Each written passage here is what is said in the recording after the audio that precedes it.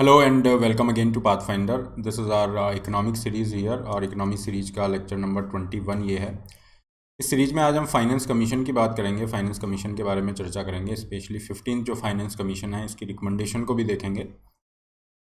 Pre और mains दोनों के पर्सपेक्टिव से ही इंपॉर्टेंट टॉपिक है। फाइनेंस कमीशन यहाँ पे रिकमेंडेशन देता है कि किस तरीके से जो सेंटर है और स्टेट हैं इनके बीच में जो टैक्स है उसका डिवोल्यूशन होगा, बंटवारा होगा, और इसी तरह से स्टेट्स के बीच में आपस में जो है वो कैसे यहाँ पे फंड्स जो है डिस्ट्रीब्यूट किए जाएंगे। तो इसको लेके फाइनेंस कमीशन की रिकमेंडेशंस इंपॉर्टेंट रही हैं और जो प्रेजेंट फाइनेंस कमीशन है ये 15 फाइनेंस कमीशन है जिसकी रिकमेंडेशन यहाँ पे इम्प्लीमेंट की गई हैं। पूरे इस इशू को डिटेल में देखते हैं, क्या कॉन्स्टिट्यूशनल प्रोविजंस हैं, क्या इसके फंक्शन हैं, कैसे कितने इसके मेंबर्स होते हैं, क्या उनकी क्वालिफिकेशन होनी चाहिए, सब चीज़ें। और फिर रिकमेंडेशन पे हम जाएंगे जो कि बहुत इंपॉर्टेंट है। रिकमेंडेशन पे थोड़ा सा यहाँ पे फोकस किया जाएगा। आगे बढ़ते हैं। आगे बढ़ने से पहले this is a brief introduction about me. My name is Rahul Bhardwaj और ये मेरा टेलीग्राम चैनल है जिस पे आप मुझे फॉलो कर सकते हैं। PDF इस सेशन के यहाँ पे आपको मिल जाएंगे। इसके अलावा अनअकैडमी के प्लस प्लेटफॉर्म पे आप मुझे फॉलो कर सकते हैं जहाँ पे आपको प्लस प्लेटफॉर्म पे जो फ्री क्लासेज हैं वो एक्सेस हो सकती हैं। तो make sure that you are following me on this link. ये जो हाईलाइट यहाँ पे किया गया है इस पर क्रैक प्रीलिम्स MCQ सीरीज भी आप देख सकते हैं। तो जो भी प्रीलिम्स के एग्जाम हैं, चाहे UPSC है या स्टेट PCS है, उसमें आपको काफ़ी हेल्प मिलेगी। And apart from this don't forget to subscribe Pathfinder to get all these exam related updates here regarding UPSC। Important announcement ये भी है कि आज आपकी लास्ट डेट है। 30 April is the last date to avail this huge discounts. यहाँ पे अगर आप UPSC प्रिपरेशन कर रहे हैं, now UPSC preparation has become very simplified. Now you don't need to spend lakhs of rupees. किसी बड़े शहर में शिफ्ट होने की ज़रूरत आपको नहीं है। तो घर बैठे आपको वो सारे रिसोर्सेज मिल जाते हैं अनअकैडमी के प्लस प्लेटफॉर्म पे जो UPSC की प्रिपरेशन के लिए ज़रूरी हैं। और यहाँ पे जो कॉम्बो सब्सक्रिप्शन है, मतलब आपकी पूरी प्रिपरेशन को जो इंक्लूड करता है, लेट अस से GS का जो प्री है, प्लस मेंस का जो सिलेबस है, प्लस CSAT आपका है और ऑप्शनल सब्जेक्ट हैं, ये सारी चीज़ें आपकी इंक्लूड हो रही हैं विद दिस कॉम्बो सब्सक्रिप्शन जिसकी जो फ़ीस है 49,000 रुपीज़ है। तो ये जो फ़ीस है आपको जनरली ये 60,000 प्लस होती है। तो today is the last day to avail these huge discounts here. Description box में सब्सक्रिप्शन के लिंक हैं जिसके थ्रू आप जा सकते हैं। And make sure while going for the subscription use the code RB Live to get maximum discount and personalise guidance.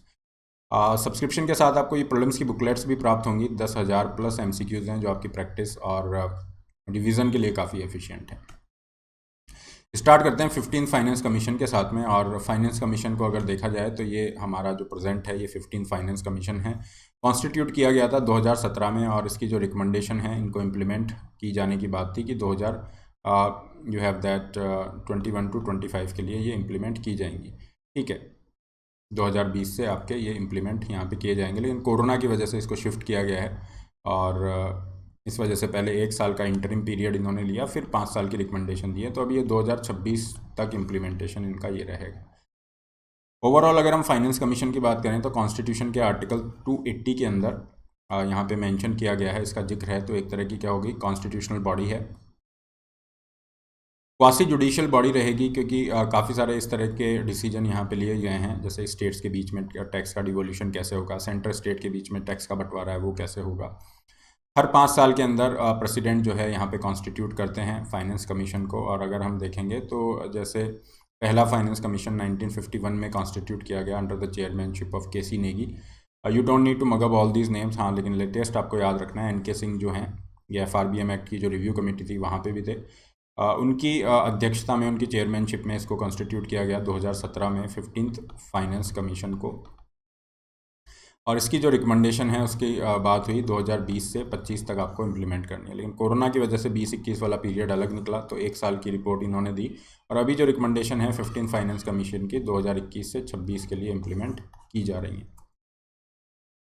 और क्या है यहाँ पे देखिए, फाइनेंस कमीशन जो है यहाँ पे एक चेयरमैन होंगे प्लस 4 मेंबर्स रहेंगे जिनको अपॉइंट किया जाएगा प्रेसिडेंट के द्वारा। इसमें यह भी ध्यान रखना है कि ये इलेजिबल होते हैं रीअपॉइंटमेंट के लिए, रीअपॉइंटमेंट के लिए एलिजिबल होते हैं। और अगर इनकी एलिजिबिलिटी को यहाँ पे देखा जाए तो चेयरमैन को जो पब्लिक एक्सपीरियंस है, पब्लिक अफेयर्स का एक्सपीरियंस है वो होना चाहिए, ऐसा कोई स्पेसिफिक क्राइटेरिया नहीं है।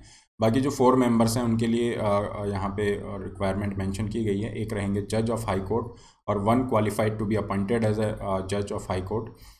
स्पेशलाइज नॉलेज फाइनेंस में अगर किसी की है, गवर्नमेंट अकाउंट्स में है, वो एक इंडिविजुअल होने चाहिए, एक पर्सन होने चाहिए जिनको फाइनेंशियल मैटर्स में काफ़ी ज़्यादा एक्सपीरियंस है, और एक special knowledge of the economics. तो बहुत बेसिक सी रिक्वायरमेंट्स हैं। इस हिसाब से ये पूरे जो मेंबर्स हैं इनको यहाँ पे सेलेक्ट किया जाता है। कॉन्स्टिट्यूशन ऑथराइज करता है पार्लियामेंट को कि क्वालिफिकेशन या जो भी चीज़ें हैं, जिस तरह से मेंबर्स का सिलेक्शन हो रहा है, वो सब चीज़ें वो चेंज कर सकती है, पार्लियामेंट के अधिकार के क्षेत्र में है। Parliament has specified the qualification of the chairman members, जो अभी हमने देखा है वो प्रेजेंट क्वालिफिकेशन यहाँ पे सेट की गई हैं। फंक्शंस क्या किए जाएंगे, देखिए फंक्शन जिस तरह से अभी हमने चर्चा की, ये दो तरह का टैक्स डिवोल्यूशन यहाँ पे करता है। एक है वर्टिकल जो टैक्स डिवोल्यूशन होगा, इसमें क्या होगा, सेंटर जो गवर्नमेंट ऑफ इंडिया है, सेंटर वर्सेस स्टेट्स, इन दोनों के बीच में टैक्स का बंटवारा कैसे होगा, ये होगा। इसके बाद हॉरिजॉन्टल भी रहेगा। हॉरिजॉन्टल में क्या है, स्टेट्स के बीच में, काफ़ी सारे स्टेट हैं, उनके बीच में जो टैक्स है उसका बंटवारा कैसे किया जाएगा, डिवोल्यूशन कैसे किया जाएगा, तो ये आता है हॉरिजॉन्टल के अंदर। तो ये सारे जो डिसीजन हैं टैक्स के रिलेटेड, की जो टैक्स की प्रोसीड्स हैं, इसको कैसे शेयर किया जाएगा स्टेट और सेंटर और स्टेट्स के बीच में, तो ये सबसे इम्पॉर्टेंट एक रहती है इसकी रिकमेंडेशन। इसके अलावा यहाँ पे रिकमेंड किया जाता है grant in aids to the states को क्या दी जाती हैं, ग्रांट इन एड्स दी जाती हैं सेंट्रल गवर्नमेंट के द्वारा। ग्रांट इन एड एक तरह का आप समझ सकते हैं कि लोन नहीं माना जाएगा इसको, क्योंकि यहाँ पे जो ग्रांट इन एड स्टेट को दी जा रही हैं वो वापस उनको चुकाने की ज़रूरत नहीं है। हालांकि इसको परफॉर्मेंस से लिंक किया जा सकता है, लेकिन स्टेट को ये एक तरह से ग्रांट्स की तरह ही दी जा रही है, मतलब फ्री वो हो गया कि आपको ये पर्टिकुलर ऑब्जेक्टिव या पर्टिकुलर स्कीम है, इसके लिए ये पैसा इस तरीके से दिया जा रहा है। कंसोलिडेटेड फंड ऑफ इंडिया से दिया जाता है, जो भी रेवेन्यू कलेक्शन है गवर्नमेंट का, जैसे टैक्स वगैरह लगा रही है, तो जितना भी पैसा है वो कंसोलिडेटेड फंड ऑफ इंडिया में जाता है। इसके अलावा फाइनेंस कमीशन ये रिकमेंडेशन देता है कि किस तरीके से जो स्टेट हैं अपना जो फंड है उसको ऑगमेंट कर सकते हैं, मतलब अपने कैसे रेवेन्यू जो है उसको इंक्रीज़ किया जा सकता है, चाहे टैक्स लगा के या जो अदर रिसोर्सेज हैं, तो उसकी रिकमेंडेशन भी रहती है। या और कोई मैटर अगर यहाँ पे लाया जाता है फाइनेंस कमीशन के पास, तो वो सारे मैटर्स को यहाँ पे डील किया जाएगा। की रिकमेंडेशन अगर हम देखें तो सबसे पहले यहाँ पे रिकमेंडेशन ये 2021 से 26 आपको समझ आ गया होगा, क्योंकि 2020-21 वाला जो था इसमें 1 साल की ये रिपोर्ट इन्होंने दी थी, और फिर अभी रिकमेंडेशन ये 5 साल के लिए गई हैं। Share of state in the central taxes, states का जो शेयर है सेंट्रल का जो टैक्स पूल है उसके अंदर जो है रिकमेंडेशन 41% है। ये जो पिछला वाला फाइनेंस कमीशन था 14th फाइनेंस कमीशन, उसमें 42% था, तो अब यहाँ पे 41% किया है, डिक्रीज़ किया है। तो ये डिक्रीज़ करने का रीज़न है क्योंकि जम्मू एंड कश्मीर जो है ये यूनियन टेरिटरी बन चुका है, स्टेट आपका ये हट गया है यहाँ से, इस वजह से ये 1% का जो टैक्स वाला इशू है इसको यहाँ पे कम किया है। ठीक है, अगर ओवर द ईयर्स हम देखते हैं तो 14th फाइनेंस कमीशन को बहुत ज़्यादा अप्रिशिएट किया गया था, जहाँ पे गवर्नमेंट ने सिग्निफिकेंटली जो सेंट्रल का जो टैक्स पूल है उसमें स्टेट का जो परसेंटेज है उसको बढ़ा दिया था। और ये डिमांड काफ़ी समय से चल रही थी स्टेट्स की तरफ से कि हमें जो सेंट्रल का जो टैक्स पूल है उसमें जो परसेंटेज है हमारा लगभग 30% के आसपास ये हमेशा हुआ करता था, इसको बढ़ाया जाए। तो गवर्नमेंट ने इसको बहुत ही सिग्निफिकेंट मैनर में बढ़ाया था, ऑलमोस्ट 1/3 हो गया, काफ़ी अप्रिशिएट किया गया था। तो उसी को लगभग कंटिन्यू किया गया है, 41% पे है, तो ये लगभग बराबर ही है क्योंकि जम्मू कश्मीर आपकी यूनियन टेरिटरी बन गया है। इसके अलावा अगर हम हॉरिजॉन्टल डिवोल्यूशन की बात करें तो ये तो हो गया वर्टिकल डिवोल्यूशन, मतलब सेंटर और स्टेट के बीच में है। अब विद इन द स्टेट्स के बीच में कैसे होगा, ये होगा हॉरिजॉन्टल वाला। तो हॉरिजॉन्टल टैक्स डिवोल्यूशन में इन्होंने बताया कि रेवेन्यू डेफिसिट के लिए जो ग्रांट्स हैं वो यहाँ पे दी जाएंगी under the article 275 of the constitution, जहाँ पे रेवेन्यू डेफिसिट को कवर करने के लिए या फिर काफ़ी सारी स्कीम्स हैं, है ना, उसके लिए यहाँ पे पैसा दिया जा रहा है। तो वो सब चीज़ें यहाँ पे कवर हैं। स्टेट के बीच में डिस्पैरिटीज़ को भी एंड करने के लिए ये दी जा रही है। हॉरिजॉन्टल डिवोल्यूशन में जो पैसा दिया जाएगा, मतलब स्टेट्स को जिस तरह से डिवोल्यूशन किया जा रहा है, स्टेट्स के बीच में जो टैक्स का बंटवारा है, पैसे का बंटवारा किया जा रहा है, वो किस बेसिस पे होगा, इसको अगर देखें तो यहाँ पे क्राइटेरिया डिसाइड किया गया है डिवोल्यूशन का। और अगर आप इसे देखेंगे तो ये चीज़ें याद रखनी है किस किस क्राइटेरिया पे बेस्ड है। तो 15th फाइनेंस कमीशन में आप देखेंगे इनकम जो डिस्टेंस है स्टेट्स के बीच में उसको 45% का वेटेज दिया है, मतलब 14th फाइनेंस कमीशन के कंपैरिजन में ये थोड़ा कम हुआ है। तो ये जो कम हुआ है, ज़्यादा हुआ है, क्या नया ऐड हुआ है, क्या पहले था जिसको हटा दिया गया, ये सब चीज़ें याद रखनी है जो कि प्रीलिम्स के लिए काफ़ी इंपॉर्टेंट हैं। जैसे हम देखेंगे पॉपुलेशन जो है 1971 वाली, इस क्राइटेरिया को आपने हटा ही दिया है। ओके, पॉपुलेशन 2011 वाली है, इसको 15% आपने वेटेज दिया है। और फिर अगर हम आगे जाते हैं तो एरिया जो है इसको 15% कवरेज रखा गया है। Then we have this forest cover जो 14th फाइनेंस कमीशन में था, अभी हटा दिया। अब फॉरेस्ट कवर को हटा के इन्होंने फॉरेस्ट एंड इकोलॉजी का ये कॉम्प्रिहेंसिव कॉन्सेप्ट है जिसको ऐड किया है। डेमोग्राफिक परफॉर्मेंस है, इसको ऐड कर दिया इन्होंने 71 वाली पॉपुलेशन को हटा के। तो ये नया एडिशन है बिल्कुल डेमोग्राफिक परफॉर्मेंस में कि आप पॉपुलेशन कंट्रोल मेजर के लिए क्या क्या कर रहे हैं, किस तरह से, ये सब चीज़ें हैं। और टैक्स एफर्ट एक नया और एडिशन किया है। तो ये नए एडिशन तो ध्यान रखने ही हैं। और क्या यहाँ पे हटाया, ये फॉरेस्ट कवर आपका हट गया है और पॉपुलेशन 1971, ये वाली दो चीज़ें हटी हैं और दो चीज़ें नई ऐड हुई हैं और किसी में कम ज़्यादा है वो आपको देखना है। ये 15th फाइनेंस कमीशन का ये कवरेज इन्होंने रखा है और ये 2020-21 वाले में भी यही सेम था और अभी जो 2021 से 26 वाला है इसमें भी ये सेम रहेगा। तो ये थोड़ा सा इसको याद रख लेना, ये पूरे आपके इंडिकेटर्स हैं। यू हैव दिस इंडिकेटर्स, कौन कौन से इंडिकेटर इसमें आते हैं, नहीं आते हैं, किसका ज़्यादा हुआ है, कम हुआ है, नया एडिशन एक्सेट्रा। तो इस बेसिस पे ये क्राइटेरिया है डिवोल्यूशन का, जिस बेसिस पे स्टेट्स के बीच में जो है ग्रांट्स का डिस्ट्रीब्यूशन आपका किया जाएगा। ग्रांट्स हैं तो फॉलोइंग ग्रांट्स यहाँ पे दी जा रही हैं। रेवेन्यू डेफिसिट ग्रांट की हम चर्चा कर चुके हैं। 17 स्टेट्स को लगभग 3 लाख करोड़ की ग्रांट दी जाएंगी ताकि वो अपना रेवेन्यू डेफिसिट एलिमिनेट कर सकें। अगर आपको ये डेटा याद नहीं होता इतने लाख करोड़, इतने हज़ार करोड़, तो it is totally fine. You need to have this think in mind कि किस तरीके से जो रिकमेंडेशन दी जा रही है, किस बारे में दी जा रही है, वो थोड़ा ध्यान रखना है ना। परसेंटेज टर्म्स एंड ऑल, उस पर थोड़ा सा फोकस कर लेना। सेक्टर स्पेसिफिक ग्रांट्स भी यहाँ पे दी जा रही हैं और लगभग 1.3 लाख करोड़ की हैं। 8 सेक्टर्स में ये सेक्टर स्पेसिफिक ग्रांट्स हैं। कौन कौन से सेक्टर हैं? School education, higher education, agriculture reform को इम्प्लीमेंट अगर आप कर रहे हो, ग्राम सड़क योजना से रिलेटेड हैं, जुडिशरी है, स्टेटिस्टिक्स हैं और एस्पिरेशनल डिस्ट्रिक्ट एंड ब्लॉक्स हैं। एस्पिरेशनल डिस्ट्रिक्ट क्या होते हैं?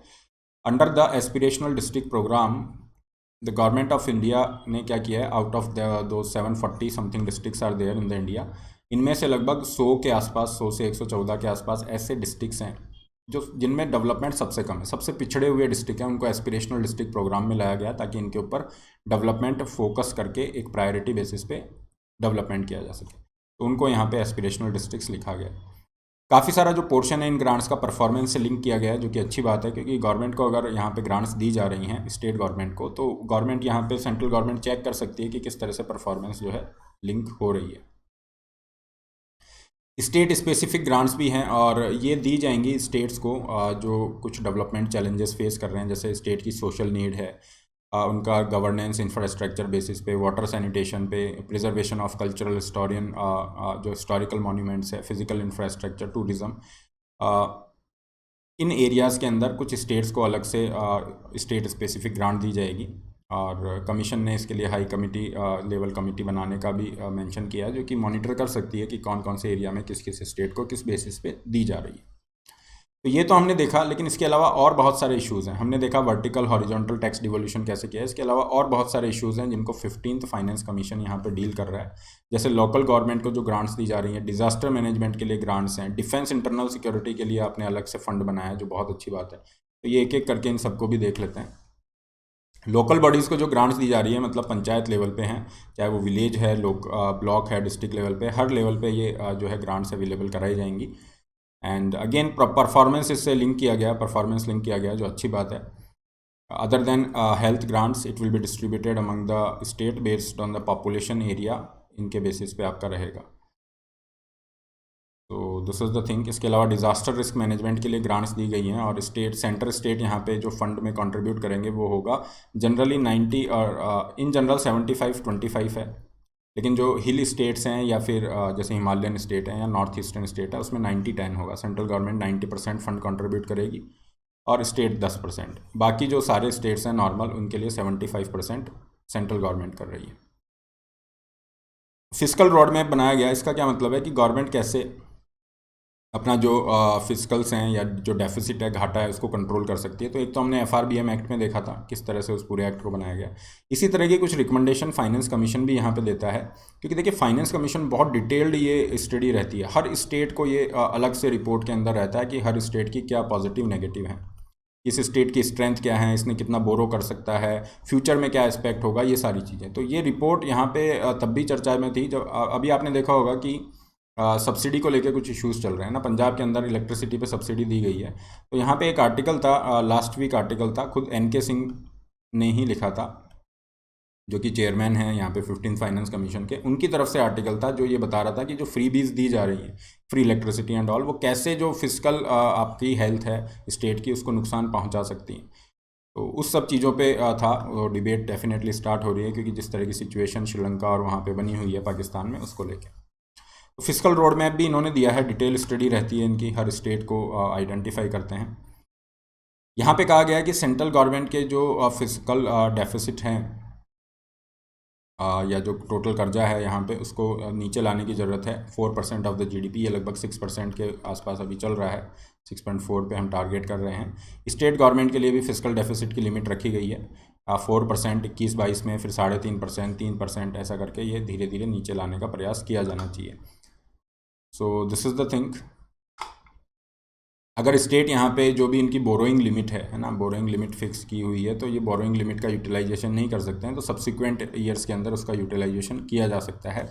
इसके अलावा स्टेट जो है एक्स्ट्रा कितना बोरो कर सकते हैं, 0.5% ऑफ स्टेट जीडीपी एक्स्ट्रा वो बोरो कर सकते हैं upon undertaking power sector reforms, कि अगर आपने पावर सेक्टर में रिफॉर्म किया है, या फिर जैसे किस तरह के रिफॉर्म्स की बात है, ऑपरेशनल लॉस को कम करना, reduction in the payment of cash subsidy, direct benefit transfer को यूज़ करना, ये सब चीज़ें। तो अगर आपने पावर सेक्टर में रिफॉर्म किया है तो आप एक्स्ट्रा इतना जो बोरो है 0.5% ऑफ पर्टिकुलर स्टेट का आप जो जीडीपी है उतना आप एक्स्ट्रा बोरो कर सकते हो।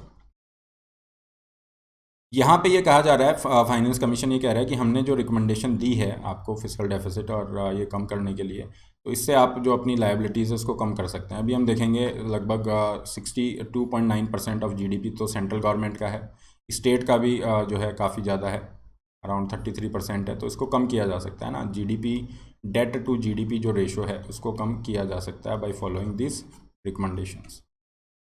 इसके अलावा रिकमेंडेशन यहाँ पे 15th फाइनेंस कमीशन ने ये भी कहा FRBM एक्ट को रिव्यू करने की ज़रूरत है और फ्रेमवर्क को वापस से देख के यहाँ पे प्रॉपर इम्प्लीमेंटेशन की ज़रूरत है। अपार्ट फ्रॉम दिस यहाँ पे कहा गया कि रेवेन्यू के लिए स्टेट जो हैं अपने डेट को कम कर सकें, इसके लिए यहाँ पे रेवेन्यू कलेक्शन अच्छा होना चाहिए।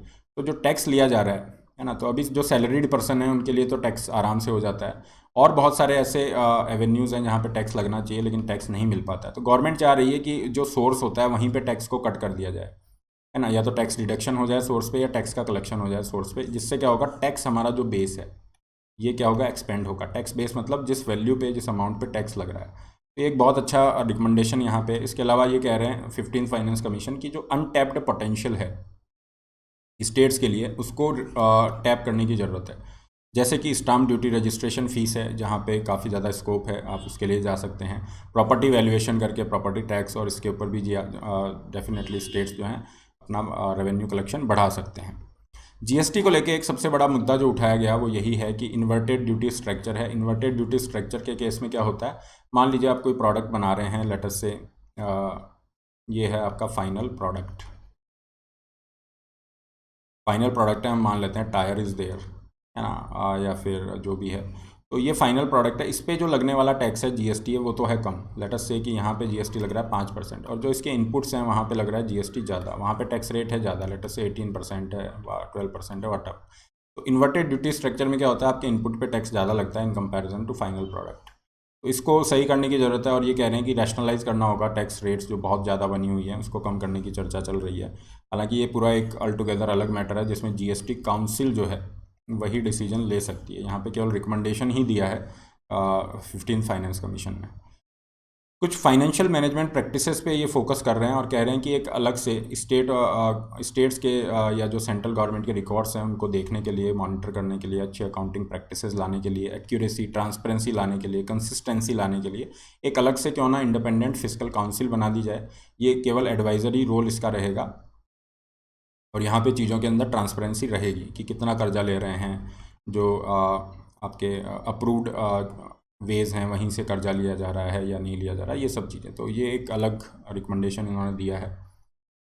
State should have more revenue for short term borrowing. तो अभी हमने देखा था, देखिए शॉर्ट टर्म बोरोइंग के लिए स्टेट्स क्या करते हैं, हमने फिस्कल पॉलिसी के रिगार्डिंग जब हम पढ़ रहे थे, स्टेट्स क्या करते हैं, ways and means of advance, short term के लिए पैसा लिया जा रहा है या फिर ओवरड्राफ्ट फैसिलिटी है, ये यूज़ करते हैं। तो यहाँ पे कहा जा रहा है कि इनके पास और एवेन्यूज़ होनी चाहिए और ऑप्शन होने चाहिए apart from this RBI ways, जहाँ से वो शॉर्ट टर्म के लिए पैसा ले सकते हैं। डेट मैनेजमेंट सेल इंडिपेंडेंट बना दो, ताकि स्टेट्स क्या करेंगे, उनका जो कर्जा है उसको मैनेज करने के लिए अलग से सेल यहाँ पे बनी हुई है, डेडिकेटेड एक बॉडी यहाँ बनाने की बात की गई है for effective management of the debt. Recommendation कुछ दी गई हैं हेल्थ को लेके, तो हेल्थ को लेके यही कहा जा रहा है कि स्टेट अपने जो भी बजट है उसका 8% या उससे ज़्यादा कम से कम स्टेट जो है हेल्थ के ऊपर अपना फोकस करें, क्योंकि हेल्थ जो है प्राइमरी स्टेट सब्जेक्ट के अंदर आपका रहेगा, तो वहाँ पे डेफिनेटली स्टेट्स जा सकते हैं। Centre sponsored scheme in health should be flexible enough, जहाँ पे वो अपने नीड के अकॉर्डिंग अडॉप्ट कर सकते हैं। All India medical health service एक डेडिकेटेड कार्डर बनाने की बात की है, इसे आप बनाया जा सकता है। हेल्थ को आउटकम बेस्ड बनाया गया है कि आपके आउटकम क्या है, जो भी हेल्थ इंडिकेटर हैं उनको डेफिनेटली असेस किया जाएगा। Funding on the defence and internal security एक बहुत अच्छा यहाँ पे इन्होंने फंड बना दिया, जो कि नॉन लैप्सेबल है, मतलब यहाँ पे जो पैसा दिया गया है, ये यूटिलाइज नहीं हुआ तो वो नेक्स्ट टाइम भी उसको काम में लिया जा सकता है। लगभग 2.5 लाख करोड़ का ये फंडिंग यहाँ पे दिया जा रहा है। पैसा कहाँ से लेगी गवर्नमेंट, कह रही है लगभग 1.5 लाख करोड़ तो हम कंसोलिडेटेड फंड से ले लेंगे, बाकी पैसा हम डिसइन्वेस्टमेंट प्राइवेटाइजेशन से जुटाएंगे और ये पैसा यहाँ पे लाया जाएगा। तो अगेन ये बहुत अच्छा एक इनिशिएटिव है, स्पेशली जो बॉर्डर स्टेट्स हैं वहाँ पे सिक्योरिटी को लेके हमेशा ये रहता था, स्टेट्स कहते थे हमारे पास फंड की कमी है, पैसा नहीं है। तो डिफेंस एक ऐसा एरिया है जिस पे आप कॉम्प्रोमाइज़ नहीं कर सकते, इंटरनल सिक्योरिटी पे कॉम्प्रोमाइज़ नहीं कर सकते, this should be the top most priority, बाकी सारी चीज़ें फिर बाद में आएंगी। तो इसके लिए ये एक फ़ंड बनाने का रिकमेंडेशन दिया, जो बहुत अच्छा यहाँ पे है,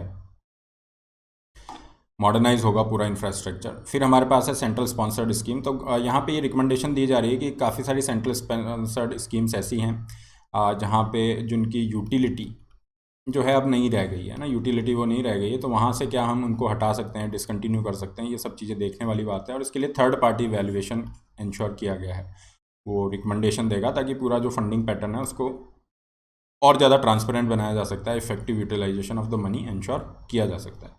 तो ये मेजर रिकमेंडेशन है जो आपको कम से कम ये ध्यान रखनी है। This is all here, PDF lecture का यहाँ पे आपको प्राप्त होगा, और इकोनॉमिक सीरीज के जो भी लेक्चर हैं ये आपको लिंक जो है प्लेलिस्ट जो है डिस्क्रिप्शन बॉक्स में आपको मिल जाएगी, इसकी प्लेलिस्ट, वहाँ पे आप जाके ले सकते हैं।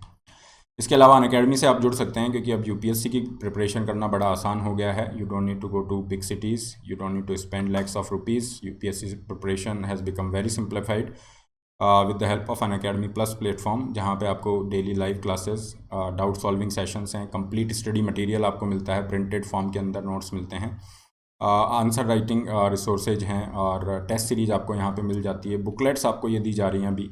और अभी आज जो है ये लास्ट डेट है, 30 अप्रैल लास्ट डेट है, जो ये यूज़ डिस्काउंट आप ले सकते हैं। तो कैसे लेना है सब्सक्रिप्शन, डिस्क्रिप्शन बॉक्स में आपका लिंक है, जब आप उस लिंक पे क्लिक करते हैं, choose any of the plan जो आपको चाहिए, जैसे 1 साल 2 साल जो भी, and then put the code RB Live, your amount will reduce by 20% and then you are ready to go. Make sure while going for subscription you are using the code RB Live to get maximum discounts and personalized guidance, कैसे plus को effectively use करना and all. Similarly you can go with iconic, जहाँ पे आपको live mentorship के benefit मिलते हैं। केवल ऑप्शनल के लिए अगर आप जा रहे हैं तो ये केवल ऑप्शनल के प्लान है, जिसकी फ़ीस है 24,000। और आपको यहाँ पे जो कॉम्बो सब्सक्रिप्शन है, इसमें ऑप्शनल के अलावा GS, प्री मेंस, CSET सब इंक्लूड है, और इसकी फ़ीस केवल 49,000 है। That's why I am saying कि आपकी जो सेविंग्स हैं बहुत ज़्यादा रहेंगी विद दिस कॉम्बो सब्सक्रिप्शन। और अगर आप यहाँ पे भी जा रहे हैं तो यहाँ पे भी आपको 20% ऑफ मिल ही जाएगा, क्योंकि ये जो ऑफ़र आज एंड हो रहा है इसके अंतर्गत आपको 20% ऑफ मिल रहा है, 30 अप्रैल को एंड हो रहा है। तो दिस इज़ ऑल। 6 मई से नए बैचेज़ हैं, बैचेज़ में एनरोल करके आप सिलेबस पूरा कर सकते हैं। तो once you get the subscription, all the courses of all the educators will be free, है ना। ये इसमें बैच कोर्स भी हैं, इसके अलावा इंडिविजुअल एजुकेटर के जो भी कोर्स हैं वो भी आप फॉलो कर सकते हैं, बैच कोर्स फॉलो कर सकते हैं, सब कुछ आपका फ्री हो जाता है विथ वन सब्सक्रिप्शन। अलग अलग आपको कोई पेमेंट करने की ज़रूरत नहीं है। 0% EMI ऑप्शन भी आपको मिलते हैं।